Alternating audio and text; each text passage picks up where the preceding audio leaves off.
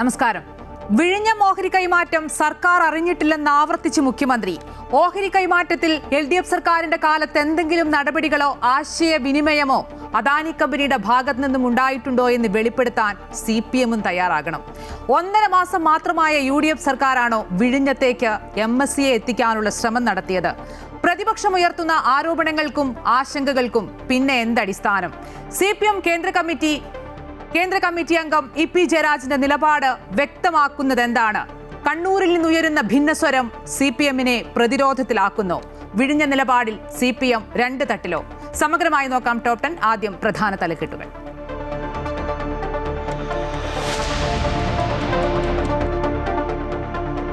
വയനാട് ദുരന്തത്തിൽ കരാറുകാരെ കുറ്റപ്പെടുത്തുന്ന സർക്കാർ റിപ്പോർട്ട് ഹൈക്കോടതിയിൽ. മണ്ണ് മാറ്റാൻ ആവർത്തിച്ച് ആവശ്യപ്പെട്ടിട്ടും അവഗണിച്ചു എന്ന ആരോപണം. പരിക്കേറ്റവർക്ക് ചികിത്സയും ഇരകൾക്ക് നഷ്ടപരിഹാരവും നൽകണമെന്ന് കോടതി. സർക്കാർ പ്രഖ്യാപിച്ച അന്വേഷണത്തിന് ദുരന്ത നിവാരണ പരിസ്ഥിതി സെക്രട്ടറിമാർ നേതൃത്വം നൽകും. കള്ളാടി ദുരന്തത്തിൽ ഒരു മൃതദേഹം കൂടി കണ്ടെത്തി. മരണം 7ആയി.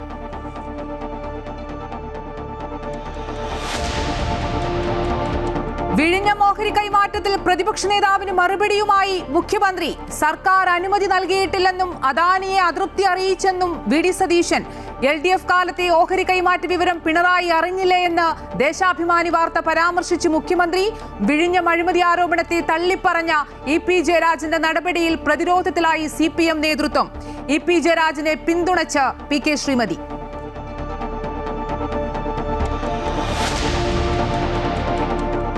കശുവണ്ടി അഴിമതി പ്രോസിക്യൂഷൻ ഉത്തരവിൽ വ്യവസായ വകുപ്പ് സെക്രട്ടറിയുടെ മാപ്പപേക്ഷ തള്ളി ഹൈക്കോടതി. ആദ്യ ഉത്തരവ് തിരുത്തി പുതിയ ഉത്തരവിറക്കിയെന്ന് K ബിജു.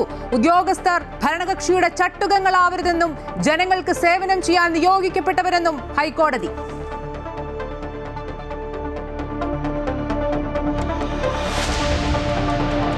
ആറന്മുള വിമാനത്താവള പദ്ധതി പ്രദേശത്ത് വീണ്ടും ഡ്രോൺ സർവേ. പരിശോധന നടത്തിയത് ഭൂവുടമ എബ്രഹാം കലമണ്ണിൽ. പ്രദേശത്ത് ആരെയും കുടിയൊഴിപ്പിക്കേണ്ട സാഹചര്യമില്ലെന്ന് എബ്രഹാം കലമണ്ണിൽ. പുതിയ നീക്കം ദുരൂഹമെന്നും BJP ശക്തമായി എതിർക്കുമെന്നും കുമ്മനം രാജശേഖരൻ.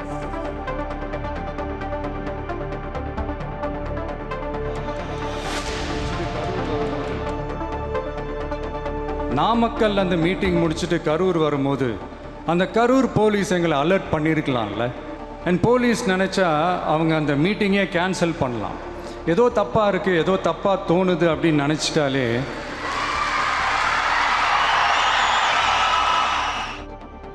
ദുരന്തത്തിൽ പോലീസിനെയും DMKയെയും രൂക്ഷമായി വിമർശിച്ച് മുഖ്യമന്ത്രി വിജയ്. റാലിയുടെ വിവരങ്ങൾ പോലീസിനെ അറിയിച്ചിരുന്നുവെന്നും ജീവിതത്തിലെ ഏറ്റവും വേദനാജനകമായ സംഭവമെന്നും വിജയ്. മരിച്ചവർക്കായി സ്മാരകം നിർമ്മിക്കും. തമിഴ്നാട്ടിൽ അഴിമതി അവസാനിച്ചെന്നും പ്രഖ്യാപനം. തമിഴ്നാട്ടിലെ 5 ഉപതെരഞ്ഞെടുപ്പുകൾ തടഞ്ഞ് മദ്രാസ് ഹൈക്കോടതി.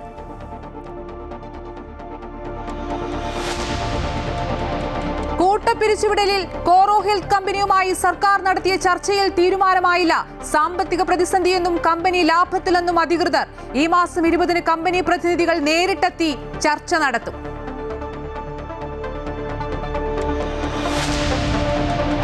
പ്രധാനമന്ത്രി നരേന്ദ്രമോദി ന്യൂസിലൻഡിൽ വ്യാപാര കരാർ ഒപ്പുവെച്ച ശേഷമുള്ള സാഹചര്യം ഇരു രാജ്യങ്ങളും വിലയിരുത്തും.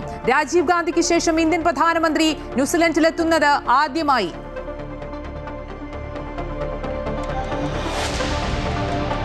ലോകകപ്പ് ഫുട്ബോൾ ക്വാർട്ടറിൽ ഇന്ന് സ്പെയിൻ ബെൽജിയം പോരാട്ടം. മത്സരം രാത്രി 12:30 മുതൽ. ജയിക്കുന്ന ടീമിന് സെമിയിൽ എതിരാളികൾ France.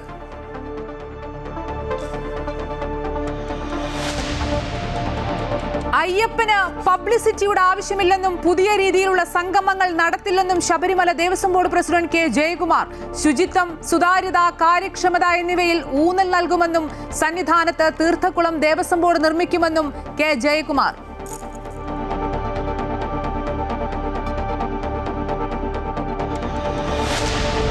Story of the day. കരുതലിന്റെ കഥയുമായി ഷീ കളക്ഷൻസ്. വയനാട് ദുരന്തത്തിൽ കരാറുകാരെ കുറ്റപ്പെടുത്തി സർക്കാർ ഹൈക്കോടതിയിൽ റിപ്പോർട്ട് നൽകി. മണ്ണ് മാറ്റാൻ ആവർത്തിച്ച് ആവശ്യപ്പെട്ടിട്ടും അവഗണിച്ചു എന്നാണ് ആരോപണം.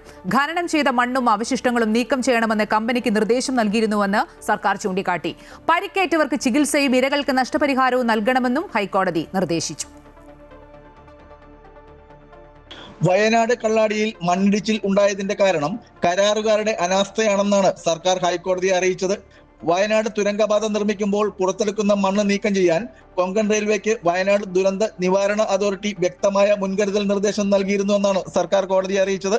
മൺസൂൺ കാലമായതിനാൽ മണ്ണും അവശിഷ്ടങ്ങളും എത്രയും വേഗം നീക്കം ചെയ്യാനും സുരക്ഷ ഉറപ്പുവരുത്തുവാനും മെയ് 26-നും ജൂൺ 4-നും കൊങ്കൺ റെയിൽവേക്ക് കത്ത് നൽകിയിരുന്നു. ജൂൺ 19-ന് പൊതുമരാമത്ത് മന്ത്രിയുടെ നേതൃത്വത്തിൽ യോഗം ചേർന്ന് സുരക്ഷാ മുൻകരുതൽ എടുക്കുവാൻ കരാറുകാരോട് ആവശ്യപ്പെടുകയും സ്ഥലപരിശോധന നടത്തുവാൻ തീരുമാനിക്കുകയും ചെയ്തു. ജൂൺ 25-ന് സ്ഥലപരിശോധന നടത്തി ആവശ്യമുണ്ടെങ്കിൽ ജനങ്ങളെയും തൊഴിലാളികളെയും മാറ്റിപ്പാർപ്പിക്കുന്ന കാര്യവും പരിഗണിക്കാൻ കരാർ കമ്പനിക്ക് കർശന നിർദ്ദേശം നൽകിയെന്നും സർക്കാർ പറയുന്നു. ജില്ലാ ദുരന്ത നിവാരണ അതോറിറ്റി ദിവസേന കരാർ കമ്പനിക്ക് സുരക്ഷാ മുൻകരുതൽ നിർദ്ദേശങ്ങൾ നൽകിയിരുന്നു. എന്നിട്ടും ദുരന്തം തടയാൻ കഴിയാത്തത് കരാർ കമ്പനിയുടെ അലംഭാവമാണെന്നാണ് സർക്കാർ പറയുന്നത്. എന്നാൽ അപകട കാരണം മണ്ണിടിച്ചിലാണെന്നാണ് കൊങ്കൺ റെയിൽവേയുടെ വിശദീകരണം. പഴിചാരൽ പിന്നീടാകാമെന്നും അപകടത്തിൽപ്പെട്ട് മരിച്ചവരുടെ കുടുംബത്തിന് നഷ്ടപരിഹാരം നൽകുവാൻ നടപടി സ്വീകരിക്കുവാനും കോടതി സർക്കാരിന് നിർദ്ദേശം നൽകി. ഒരാഴ്ചയ്ക്കകം നഷ്ടപരിഹാരം നൽകണം. ചികിത്സയിൽ കഴിയുന്നവർക്കും കൂട്ടിരിപ്പുകാർക്കും വരുന്ന ചിലവുകൾ സർക്കാർ വഹിക്കണമെന്നും കോടതി നിർദ്ദേശിച്ചു. അമൃത ന്യൂസ്, കൊച്ചി. കള്ളാടി മണ്ണിടിച്ചിലിൽ സർക്കാർ ഹൈക്കോടതിയിൽ സമർപ്പിച്ച റിപ്പോർട്ടിന്റെ കൂടുതൽ വിശദാംശങ്ങളിലേക്ക് പോവുകയാണെങ്കിൽ സംഭവത്തിൽ 2 സ്വതന്ത്ര അന്വേഷണം പ്രഖ്യാപിച്ചതായി സർക്കാർ പറയുന്നുണ്ട്. ദുരന്തത്തിന്റെ വ്യാപ്തി കുറച്ചത് സർക്കാർ ഇടപെടലാണെന്നും ഹൈക്കോടതിയിൽ സമർപ്പിച്ച റിപ്പോർട്ടിൽ വ്യക്തമാക്കുന്നു. ദുരന്ത നിവാരണ സെക്രട്ടറിയും പരിസ്ഥിതി സെക്രട്ടറിയുമാണ് അന്വേഷണം നടത്തുക. ദുരന്തത്തിന്റെ വ്യാപ്തി കുറച്ചത് സർക്കാർ ഇടപെടലിലാണെന്നും സംഭവത്തിൽ 2 സ്വതന്ത്ര അന്വേഷണം പ്രഖ്യാപിച്ചതായും ഹൈക്കോടതിയിൽ സമർപ്പിച്ച റിപ്പോർട്ടിൽ സർക്കാർ പറയുന്നു. ദുരന്ത നിവാരണ സെക്രട്ടറിയും പരിസ്ഥിതി സെക്രട്ടറിയും വിഷയത്തിൽ അന്വേഷണം നടത്തും. സാങ്കേതിക നിയമാനുമതികളുടെ കാര്യത്തിലാണ് ആദ്യ അന്വേഷണം. പരിസ്ഥിതി അനുമതികൾ നേടിയോ എന്നതിൽ 2ാം അന്വേഷണവും നടത്തും. കരാറുകാരെ പൂർണ്ണമായും പഴിച്ചുകൊണ്ടാണ് സർക്കാരിന്റെ റിപ്പോർട്ട്. മുന്നറിയിപ്പെല്ലാം സർക്കാർ നേരത്തെ നൽകിയെന്നും മണ്ണുമാറ്റാൻ ആവർത്തിച്ച് നിർദ്ദേശം നൽകിയതായും സർക്കാർ പറയുന്നു. ജൂൺ 5-ന് തുരങ്കപാത ജോലികൾ നിർത്തിവെപ്പിച്ചു. മഴ കണക്കിലെടുത്തായിരുന്നു മുന്നറിയിപ്പ് നൽകിയത്. സുരക്ഷ ഉറപ്പാക്കാൻ കരാറുകാരുടെ യോഗവും നടത്തി. മരണനിരക്ക് കുറച്ചത് സമയോചിത ഇടപെടലിലാണ്. തുരങ്ക നിർമ്മാണ പാതയുടെ നിർമ്മാണത്തിന്റെ ഭാഗമായി കുഴിച്ചെടുത്ത മണ്ണ് നീക്കം ചെയ്യാൻ കരാറുകാരന് നിർദ്ദേശം നൽകിയെന്നും റിപ്പോർട്ടിൽ സർക്കാർ വ്യക്തമാക്കുന്നുണ്ട്. അമൃത ന്യൂസ്, തിരുവനന്തപുരം. വയനാട് കള്ളാടിയിലുണ്ടായ മണ്ണിടിച്ചിലിൽ കാണാതായ ഒരാളുടെ മൃതദേഹം കൂടി കണ്ടെടുത്തു. പശ്ചിമബംഗാൾ സ്വദേശി രാകേഷ് ഗുജേദിന്റെ മൃതദേഹമാണ് കണ്ടെത്തിയത്. ഇതോടെ മരിച്ചവരുടെ എണ്ണം 7 കാണാതായ ഒരാൾക്ക് വേണ്ടി മീനാക്ഷിപ്പുഴയിലും സോൺ 1, 3 എന്നിവിടങ്ങളിലുമായി തിരച്ചിൽ തുടരും. കള്ളാടിയിലുണ്ടായ മണ്ണിടിച്ചിലിൽ കാണാതായവർക്ക് വേണ്ടി 4ാം ദിവസവും തിരച്ചിൽ തുടരുന്നതിനിടെ മീനാക്ഷിപ്പുഴയുടെ താഴെ ഭാഗത്തു നിന്നാണ് പശ്ചിമബംഗാൾ സ്വദേശി രാകേഷ് ഗുജേലിന്റെ മൃതദേഹം കണ്ടെത്തിയത്. അദ്ദേഹം ദിലീപ് ബിൽഡ്കോൺ കമ്പനിയിൽ സർവേയറായിരുന്നു. കുടുംബം ആളെ തിരിച്ചറിഞ്ഞതോടെ മൃതദേഹം നാട്ടിലെത്തിക്കാനുള്ള നടപടികളും പുരോഗമിക്കുകയാണ്. ഇതോടെ മരിച്ചവരുടെ എണ്ണം 7. കാണാതായവരുടെ ഔദ്യോഗിക രേഖ പ്രകാരം വിക്രം റാണയ്ക്ക് വേണ്ടിയുള്ള തിരച്ചിലാണ് തുടരുന്നത്. മീനാക്ഷിപ്പുഴ, സോൺ 1, 3 എന്നിവിടങ്ങൾ കേന്ദ്രീകരിച്ചാണ് തിരച്ചിൽ. ദുരന്തത്തിൽ പരിക്കേറ്റ് ചികിത്സയിൽ കഴിയുന്ന 2 പേരുടെ നില ഗുരുതരമായി തുടരുകയാണ്. അതേസമയം അതിതീവ്ര മഴയാണ് ദുരന്തത്തിന് കാരണമെന്നാണ് കൊങ്കൺ റെയിൽവേയുടെ വിശദീകരണം. 240 മീറ്റർ മാറിയാണ് ഉരുൾപൊട്ടിയതെന്നും ജൂൺ 14 മുതൽ തന്നെ തുരങ്ക നിർമ്മാണം നിർത്തിവെച്ചിരുന്നുവെന്നുമാണ് കൊങ്കൺ റെയിൽവേയുടെ വാദം. അമൃത ന്യൂസ്, വയനാട്.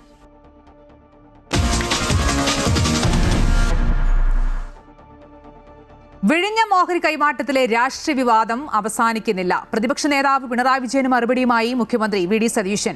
UDF സർക്കാർ ഇതുവരെ ഓഹരി കൈമാറ്റത്തിൽ ഒരു അനുമതിയും നൽകിയിട്ടില്ല. ഓഹരി കൈമാറ്റം LDF സർക്കാരിന്റെ കാലത്താണെന്ന് ചൂണ്ടിക്കാട്ടിയ മുഖ്യമന്ത്രി അങ്ങനെ ഒരു നീക്കം പിണറായി അറിഞ്ഞില്ലേ എന്നും ചോദിച്ചു.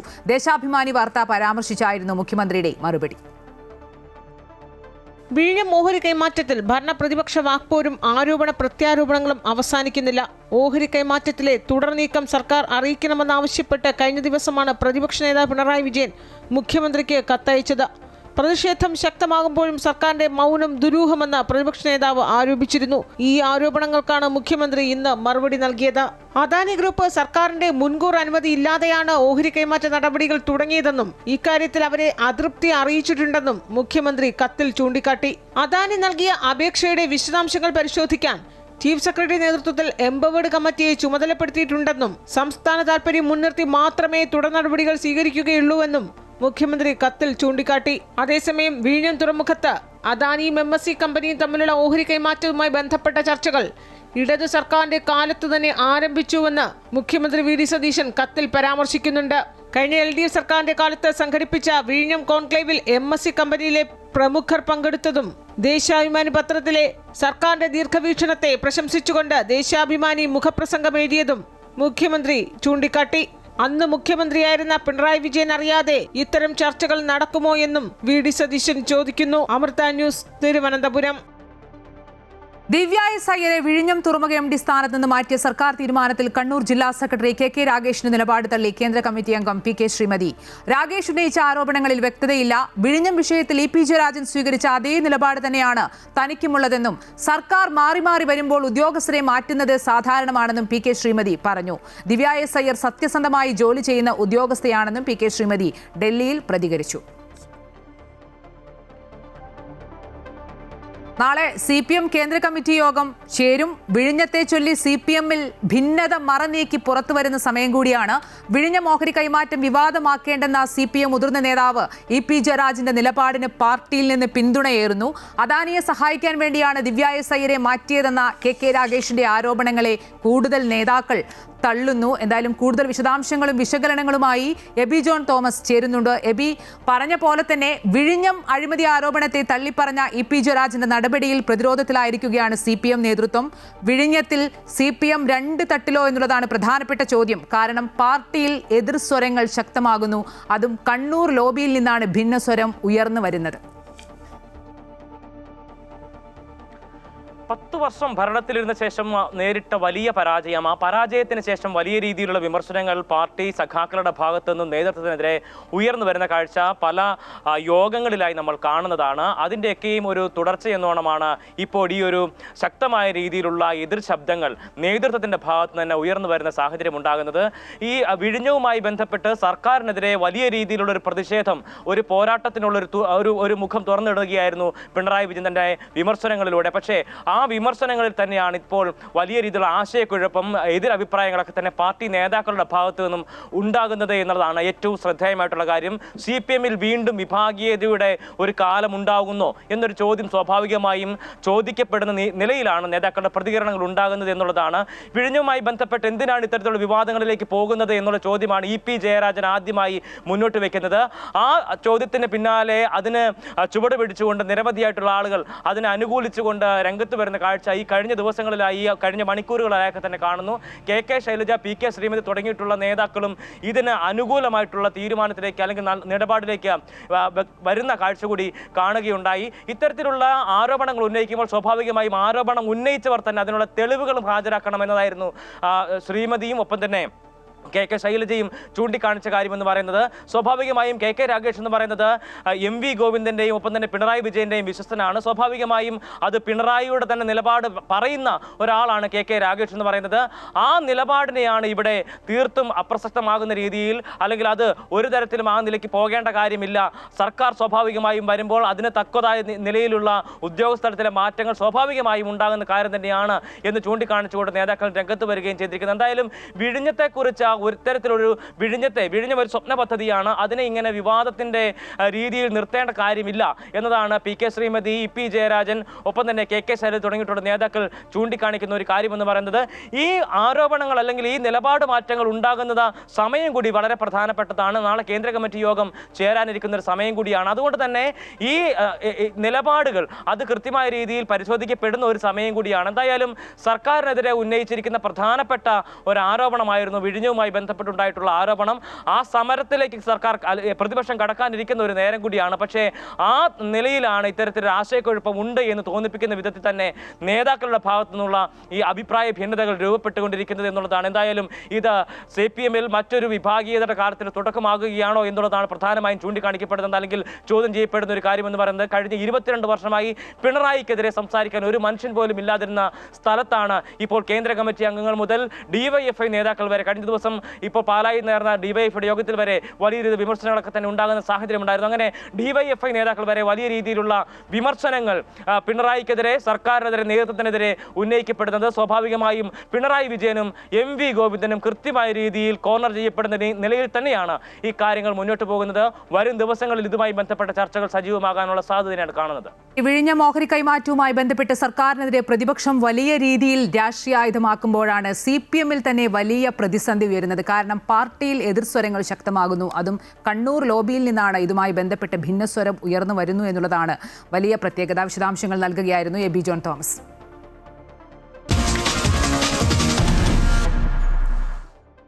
കശുവണ്ടി അഴിമതി പ്രോസിക്യൂഷൻ ഉത്തരവിൽ കോടതിയോട് നിരുപാധികം മാപ്പ് ചോദിച്ച് കെ ബിജു IAS. ആദ്യ ഉത്തരവ് അനുചിതമായെന്നും തിരുത്തി പുതിയ ഉത്തരവിറക്കിയെന്നും വകുപ്പ് സെക്രട്ടറി മറുപടി നൽകി. അതേസമയം ഉദ്യോഗസ്ഥർ ഭരണകക്ഷിയുടെ ചട്ടുകങ്ങളാവരുതെന്നും ജനങ്ങൾക്ക് സേവനം ചെയ്യാനാണ് നിയോഗിക്കപ്പെട്ടിട്ടുള്ളതെന്നും ഹൈക്കോടതി മുന്നറിയിപ്പ് നൽകി. മാപ്പപേക്ഷയും കോടതി തള്ളി. INTUC നേതാവ് R. ചന്ദ്രശേഖരനെ വെളുപ്പിക്കുവാനുള്ള ആദ്യ പ്രോസിക്യൂഷൻ അനുമതി മൂലം വെളുക്കാൻ തെറ്റത് പാണ്ടായതുപോലുള്ള തിരിച്ചടിയാണ് വ്യവസായ സെക്രട്ടറിക്ക് ഹൈക്കോടതിയിൽ നിന്ന് ലഭിച്ചത്. ആദ്യ ഉത്തരവിൽ കെ ബിജു IAS കോടതിയിൽ നേരിട്ട് ഹാജരായി നിരുപാധികം മാപ്പപേക്ഷ നൽകുകയും തെറ്റ് ഏറ്റുപറയുകയും ചെയ്തു. ഉത്തരവിലെ അപാകത തിരുത്തി പുതിയ ഉത്തരവ് കോടതിയിൽ ഹാജരാക്കിയിട്ടുണ്ടെന്നും കോടതി അറിയിച്ചു. മാപ്പപേക്ഷയിൽ തൃപ്തി വരാതെ ഇത്തരം ഉത്തരവിറക്കിയ സാഹചര്യം വ്യക്തമാക്കി വിശദമായ സത്യവാങ്മൂലം സമർപ്പിക്കുവാനാണ് ജസ്റ്റിസ് A. ബദറുദ്ദീൻ നിർദ്ദേശം നൽകിയത്. കെ ബിജുവിനെതിരെയും കോടതിയലക്ഷ്യ കേസ് നടപടികൾ ആരംഭിച്ച ശേഷമാണ് കോടതി വിളിച്ചു വരുത്തിയത്. സർക്കാർ ഉദ്യോഗസ്ഥർ പൊതുജനങ്ങളുടെ സേവകരാണെന്നും ഭരിക്കുന്ന കക്ഷിയുടെ ചട്ടുകമായി പ്രവർത്തിക്കരുതെന്നും കോടതി ഓർമ്മിപ്പിച്ചു. പ്രതിക്കെതിരെയുള്ള പ്രോസിക്യൂഷൻ അനുമതി അഡ്വക്കേറ്റ് ജനറൽ പോലും കാണുന്നതിന് മുൻപ് പ്രതിക്ക് എങ്ങനെ ലഭിച്ചു എന്ന് കോടതി ചോദിച്ചു. പ്രതി തന്നെ പറഞ്ഞെഴുതിച്ച ഉത്തരവാണോ ആദ്യം പുറത്തു വന്നതെന്നും കോടതി സംശയം പ്രകടിപ്പിച്ചു. ഉത്തരവ് പുറത്തിറങ്ങിയ ഉടനെ പത്രസമ്മേളനം നടത്തി കോടതിയെ കുറ്റം പറഞ്ഞ ചന്ദ്രശേഖരന്റെ നടപടി ഹർജിക്കാരൻ കോടതിയുടെ ശ്രദ്ധയിൽപ്പെടുത്തിയപ്പോഴാണ് കോടതി കർശന നടപടികൾ സ്വീകരിച്ചത്. അമൃത ന്യൂസ്, കൊച്ചി. കശുവണ്ടി വ്യവസായ മേഖല പുനരുദ്ധരിക്കാനുള്ള ആവശ്യം കേന്ദ്ര സർക്കാർ അംഗീകരിച്ചതായി മന്ത്രി ഷിബു ബേബി ജോൺ. വിദഗ്ധ സമിതി പരിശോധിച്ച് കേന്ദ്രത്തിന് റിപ്പോർട്ട് സമർപ്പിക്കും. കശുവണ്ടി മേഖലയുടെ സമഗ്ര വികസനത്തിന് ആവശ്യമായ കാര്യങ്ങൾ റിപ്പോർട്ടിൽ ഉൾക്കൊള്ളിക്കുമെന്നും ഷിബു ബേബി ജോണും NK പ്രേമചന്ദ്രൻ MP-യും ധനമന്ത്രി നിർമ്മല സീതാരാമനുമായുള്ള കൂടിക്കാഴ്ചയ്ക്ക് ശേഷം പറഞ്ഞു. കശുവണ്ടി വികസന കോർപ്പറേഷൻ അഴിമതി കേസിൽ അധിക സത്യവാങ്മൂലം നൽകുന്നതോടെ നിലവിലെ പ്രശ്നം തീർപ്പാകുമെന്ന് പ്രതീക്ഷിക്കുന്നതായി ഷിബു ബേബി ജോൺ പറഞ്ഞു. കാഷ്യൂ ഇൻഡസ്ട്രിയുടെ റിവൈവൽ ഇന്ന് ആഗോള ഡിമാൻഡ്, ആഗോള മാർക്കറ്റ് ഡിമാൻഡ് ചെയ്യുന്ന നിലയിലേക്ക് എന്തൊക്കെ വേണം അത് ഉൾപ്പെടുത്തിയാണ് ഞാൻ പറഞ്ഞത്. ഞാനോ എക്സ്പെർട്ടല്ല, MP-യും എക്സ്പെർട്ടല്ല, ബാക്കി ആരുമല്ല.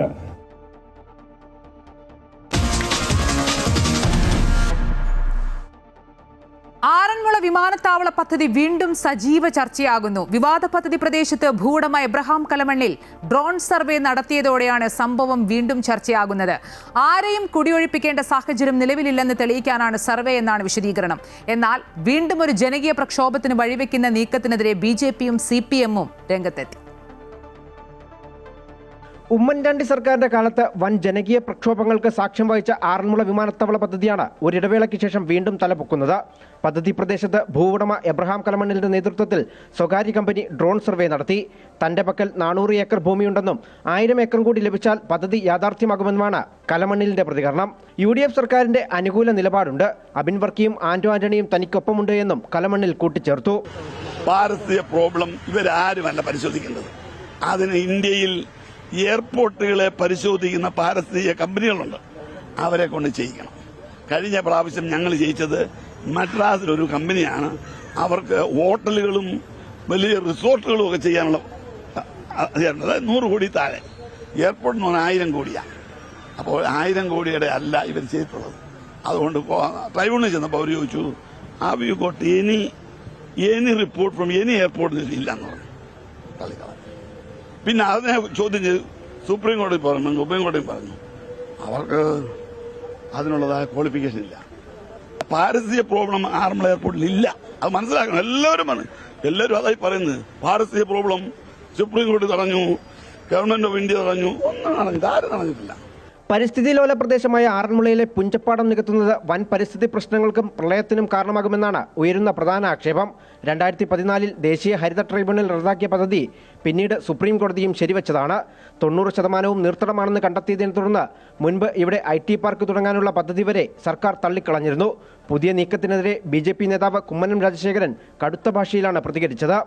അത് റിയൽ ബിസിനസ്സാണ്. ഇതിൻ്റെ പിന്നെ വളരെ വ്യക്തമല്ലേ. അല്ലെങ്കിൽ എന്തുകൊണ്ട് ഈ ഡ്രോൺ പരിശോധനയൊക്കെ അടുത്ത് കൊടുമണ്ണിലുണ്ട് സ്ഥലം, നല്ല സ്ഥലമാണ്. അവിടെ ഇടിച്ചു നിരത്തേണ്ട യാതൊരു വിധത്തിൽ പാരിസ്ഥിതിക പ്രശ്നങ്ങളുമില്ല, ഒരു ചെലവുമില്ല, നല്ല സ്ഥലമാണ്, വിമാനത്താവളത്തിന് പറ്റിയ സ്ഥലമാണ്. എന്തുകൊണ്ടത് നോക്കുന്നില്ല? പദ്ധതിക്കെതിരെ ശക്തമായ ജനകീയ പ്രതിരോധം തീർക്കുമെന്ന മുന്നറിയിപ്പുമായി CPM രംഗത്തെത്തിയിട്ടുണ്ട്. നെൽവയലുകളും ചതുപ്പുകളും നികത്താൻ അനുവദിക്കില്ലെന്ന് CPM പത്തനംതിട്ട ജില്ലാ സെക്രട്ടറി രാജു എബ്രഹാം വ്യക്തമാക്കി. നിർദ്ദിഷ്ട സ്ഥലത്ത് വിമാനത്താവളം നിർമ്മിക്കുന്നതിൽ CPM നിലപാട് സ്വീകരിച്ചിട്ടുണ്ട്. ഇടതുപക്ഷ മുന്നണി നിലപാട് സ്വീകരിച്ചിട്ടുണ്ട്. ആ നിലപാട് തന്നെ ഉറച്ചു നിൽക്കും. നിയമപോരാട്ടങ്ങൾക്കും ജനകീയ പ്രക്ഷോഭങ്ങൾക്കും ഒടുവിൽ അടഞ്ഞുകിടന്ന ആറന്മുള വിമാനത്താവള പദ്ധതി വിവാദമാകുന്നതോടെ പ്രദേശം വീണ്ടും ഒരു സമരഭൂമിയാകുമോ എന്നാണ് ഇനി കണ്ടറിയേണ്ടത്. അമൃത ന്യൂസ്, പത്തനംതിട്ട. ആറന്മുള വിമാനത്താവള പദ്ധതിയുമായി കഴിഞ്ഞ 10 വർഷം കാണാത്ത ഭൂമാഫിയക്കാർ ഇപ്പോൾ ഇറങ്ങിയിട്ടുണ്ടെന്നും ഭരണതണലിലാണ് അവർ ഇറങ്ങിയിരിക്കുന്നതെന്നും മുൻ മന്ത്രി P. പ്രസാദ്. പദ്ധതിയുമായി മുന്നോട്ട് പോയാൽ സമാനതകളില്ലാത്ത പ്രതിഷേധം നേരിടേണ്ടി വരും. ജനവിധി ഉണ്ടെന്ന് കരുതി എന്തും ചെയ്യാമെന്ന് കരുതരുതെന്നും അദ്ദേഹം പറഞ്ഞു. കോന്നിയിലെ പൊതുയോഗത്തിലായിരുന്നു പ്രസാദിന്റെ പരാമർശം.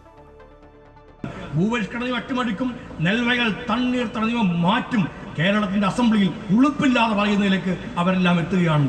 നിയമങ്ങളെല്ലാം നോക്കുകുത്തിയാക്കി ഇതെല്ലാം നടത്താനുള്ള നീക്കവുമായിട്ടിറങ്ങിയാൽ, നിയമങ്ങളെ മാറ്റിപ്പോലും ഞങ്ങൾ ഈ വൻകിടക്കാരനോട് നിൽക്കും എന്ന് പറഞ്ഞ് ഇറങ്ങിയാൽ അവർക്ക് കേട്ടുകൊണ്ട് വെറുതെ പോയിരിക്കാൻ ഞങ്ങൾ ആരും ഉണ്ടാവുകയില്ല എന്ന്. കണ്ണൂരിൽ ചികിത്സാ പിഴവിനെ തുടർന്ന് വെന്റിലേറ്ററിലായിരുന്ന കുട്ടി മരിച്ചു. 1.5 വയസ്സുകാരനായ ദേവാൻ ശൗര്യയാണ് മരിച്ചത്. പയ്യന്നൂർ സ്വദേശികളായ സൂരജ്, വിജിഷ ദമ്പതികളുടെ മകനാണ്. നിസാര പരിക്കേറ്റ കുട്ടിക്ക് അനസ്തേഷ്യ നൽകിയതായാണ് കുട്ടിയുടെ മരണത്തിന് കാരണമെന്ന് ബന്ധുക്കൾ ആരോപിക്കുന്നു. വിവരങ്ങളുമായി കണ്ണൂരിൽ നിന്ന് ജോസഫ് അഗസ്റ്റിൻ ചേരുന്നു. ജോസഫ്, എങ്ങനെ മരണം സംഭവിക്കുന്നു എന്നാണ് ഈ ബന്ധുക്കൾ ആരോപിക്കുന്നത്? ഒപ്പം തന്നെ ചികിത്സാ പിഴവാണെന്ന് പറയുമ്പോൾ ആശുപത്രി അധികൃതർ എന്തെങ്കിലും വിശദീകരണം നൽകുന്നുണ്ടോ? നമ്മൾ ഈ ജൂലൈ 5-ാം തീയതിയാണ് വീണ് പരിക്കേറ്റതിന് പിന്നാലെ കുട്ടിയെ പയ്യന്നൂരിലുള്ള ബേബി മെമ്മോറിയൽ ആശുപത്രിയിൽ പ്രവേശിപ്പിക്കുന്നത്. ചുണ്ടിന് താഴെയും ചുണ്ടിലുമായി ചെറിയ 2 മുറിവുകളാണ് അന്ന് കുട്ടിക്ക് ഉണ്ടായിരുന്നത്. മുറിവ് തുന്നിക്കെട്ടുന്നതിനായി അനസ്തേഷ്യ നൽകിയതിന് പിന്നാലെ കുട്ടിയുടെ ബോധം നഷ്ടപ്പെടുകയായിരുന്നു. പിന്നീട് ശ്വസിക്കാൻ കഴിയാത്ത സാഹചര്യമായതോടെ കുട്ടിയെ വിദഗ്ധ ചികിത്സയ്ക്കായി കണ്ണൂരിലെ ബേബി മെമ്മോറിയൽ ആശുപത്രിയിലേക്ക് മാറ്റുകയായിരുന്നു. ഇവിടെ ചികിത്സയിലിരിക്കെ അല്പസമയം മുമ്പാണ് ദേവാൻഷ് മരണപ്പെട്ടത്. ഈ വിവാഹം കഴിഞ്ഞ 8 വർഷത്തെ കാത്തിരിപ്പിന് ശേഷം ജനിച്ചൊരു കുട്ടിയാണ് ദേവാൻഷ്. അവരെ സംഭവത്തിൽ എന്തായാലും ചികിത്സാ പിഴവ് ആരോപിച്ച് കുടുംബം നൽകിയ പരാതിയിൽ ആശുപത്രി അധികൃതർക്കെതിരെ ഇപ്പോൾ പോലീസൊക്കെ ഇതിനോടകം തന്നെ പോലീസ് കേസെടുത്തിട്ടുണ്ട്. ഈ ചികിത്സാ പിഴവ് ആരോപിച്ച് കഴിഞ്ഞ ദിവസങ്ങളിലെല്ലാം വലിയ രീതിയിലുള്ള പ്രതിഷേധം ഈ കണ്ണൂരിലെയും പയ്യന്നൂരിലെയും ബേബി മെമ്മോറിയൽ ഹോസ്പിറ്റലിന് മുമ്പിലൊക്കെ നടന്നതാണ്. എന്തായാലും ആശുപത്രി അധികൃതർ പറയുന്നത് ഒരു മെഡിക്കൽ എമർജൻസിയുടെ ഭാഗമായിട്ടാണ് ഇത്തരത്തിൽ ഈ അനസ്തേഷ്യ നൽകിയത്.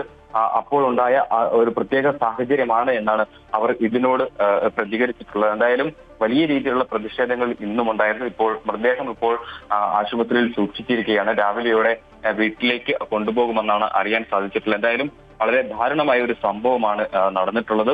ചെറിയ നിസാര പരിക്കുകളാണ് ആ കുട്ടിക്ക് ഉണ്ടായിരുന്നത്.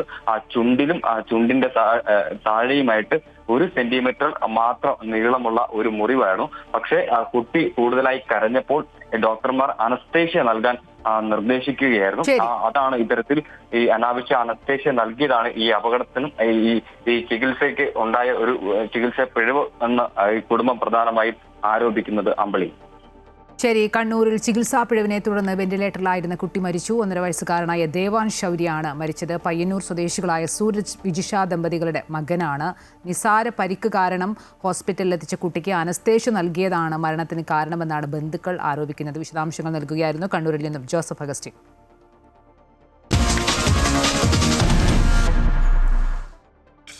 41 പേരുടെ ജീവൻ നഷ്ടമായ കരൂർ ദുരന്തം രാഷ്ട്രീയ ചതിയോ? തമിഴ്നാട്ടിൽ തെരഞ്ഞെടുപ്പ് റാലിക്കിടെ കരൂരിലുണ്ടായ ദുരന്തത്തിൽ പോലീസിനെയും DMKയും രൂക്ഷമായി വിമർശിച്ച് തമിഴ്നാട് മുഖ്യമന്ത്രി വിജയ്.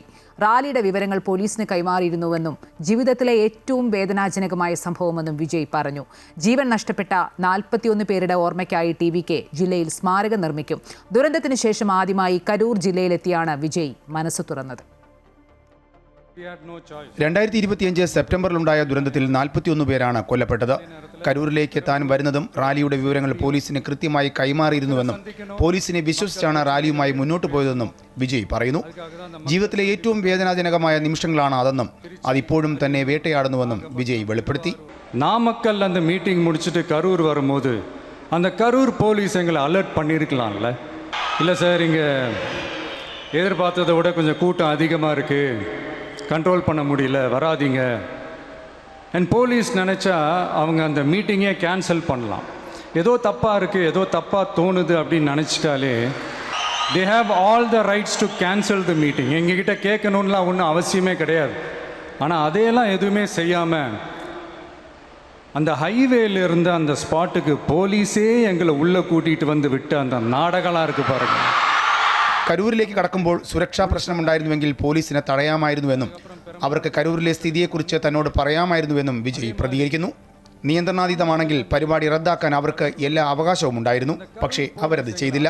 പകരം തന്നെ അവിടേക്ക് എത്തിച്ചുവെന്നും വിജയ് കുറ്റപ്പെടുത്തി.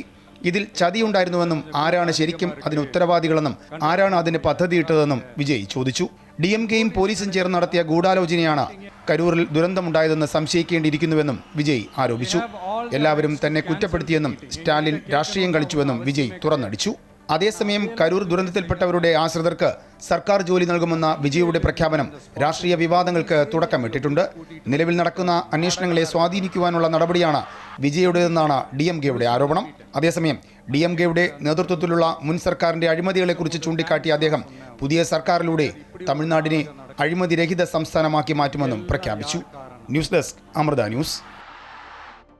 തമിഴ്നാട്ടിലെ 5 നിയമസഭാ മണ്ഡലങ്ങളിൽ ഉപതെരഞ്ഞെടുപ്പ് വിജ്ഞാപനം പുറപ്പെടുവിക്കുന്നതിന് കേന്ദ്ര തെരഞ്ഞെടുപ്പ് കമ്മീഷനെ മദ്രാസ് ഹൈക്കോടതി താൽക്കാലികമായി വിലക്കി. തിരുച്ചി ഈസ്റ്റ്, പെരുന്തുറൈ, അംബാസമുദ്രം, വിരാലിമലൈ, കരൂർ എന്നീ മണ്ഡലങ്ങളിലെ ഉപതെരഞ്ഞെടുപ്പ് നടപടികളാണ് ജൂലൈ 31 വരെ കോടതി സ്റ്റേ ചെയ്തത്. ഈ മണ്ഡലങ്ങളിൽ നിന്ന് തെരഞ്ഞെടുക്കപ്പെട്ട ജനപ്രതിനിധികൾ രാജിവെച്ചിട്ടുണ്ടെങ്കിലും ഇവരുടെ വിജയത്തെ ചോദ്യം ചെയ്തുകൊണ്ടുള്ള ഹർജികൾ നിലവിൽ കോടതിയുടെ പരിഗണനയിലാണ്.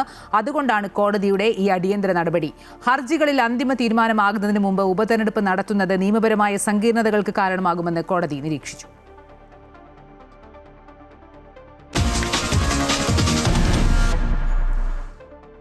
കോറോ ഹെൽത്ത് കമ്പനിയിലെ കൂട്ടപ്പിരിച്ചുവിടലിൽ ഇന്ന് നടന്ന ചർച്ച തീരുമാനമാകാതെ പിരിഞ്ഞു. ഈ മാസം 20-ന് കമ്പനി അധികൃതർ നേരിട്ട് കേരളത്തിലെത്തി മന്ത്രിയുമായി ചർച്ച നടത്തും. രാജ്യാന്തര തലത്തിലെ സാമ്പത്തിക പ്രതിസന്ധിയാണ് പിരിച്ചുവിടലിന് നിർബന്ധിതരാക്കിയതെന്ന് കോറോ ഹെൽത്ത് അധികൃതർ സർക്കാരിനെ അറിയിച്ചു. എന്നാൽ കമ്പനി ലാഭത്തിലാണ് പ്രവർത്തിക്കുന്നതെന്ന് മന്ത്രി ബിന്ദു കൃഷ്ണ വ്യക്തമാക്കി.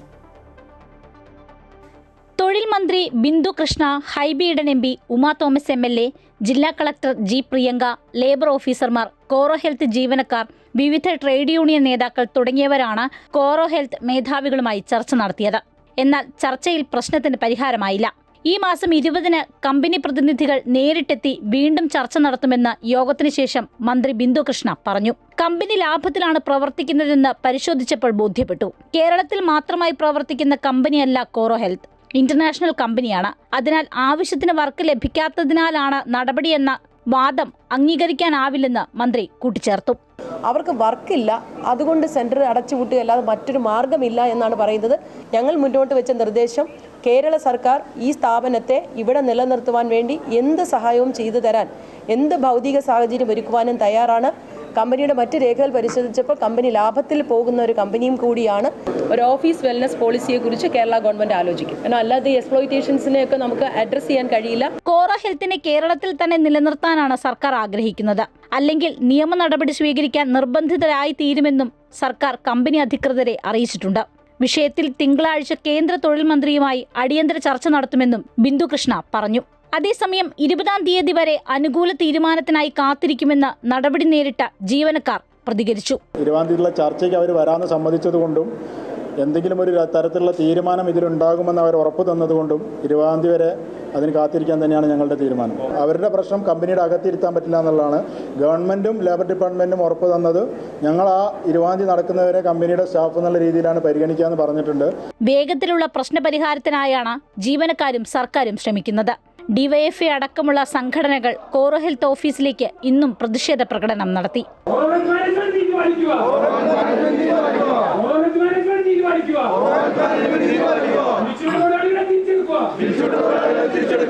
അമൃത ന്യൂസ്, കൊച്ചി.